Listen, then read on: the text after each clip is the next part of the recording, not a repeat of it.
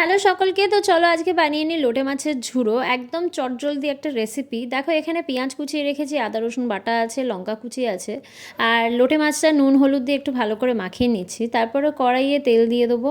তেলটা একটু গরম হলেই তার মধ্যে শুকনো লঙ্কা ফোড়ন আর কালো জিরে দিয়ে তারপরে যেগুলো কুচি করে রেখে দেওয়া পেঁয়াজ, লঙ্কা, আদা রসুন বাটা, তোমরা টমেটো কুচিও দিতে পারো, আমার কাছে ছিল না তাই স্কিপ করে গেছি। তারপরে লোটে মাছটা দিয়ে ভালো করে নাড়তে থাকবে। তারপরে লোটে মাছটাকে ভালোভাবে নাড়াতে থাকবে। দেখবে আস্তে আস্তে লোটে মাছগুলো নিজে থেকেই দেখবে ভেঙে ভেঙে এরকম পেস্ট মতন হয়ে যাবে।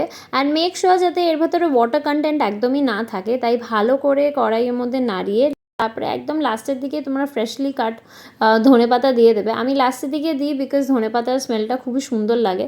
তো তাই জন্য তোমরাও এরকম ট্রাই করে দেখতে পারো। আর এই হয়ে গেল রেডি উইদিন 15 মিনিটস লোটে মাছের ঝুড়ো। তোমরাও বাড়িতে ট্রাই করে আমাকে অবশ্য জানিও কেমন লাগলো। দেখা হচ্ছে পরের ভিডিওতে। টাটা।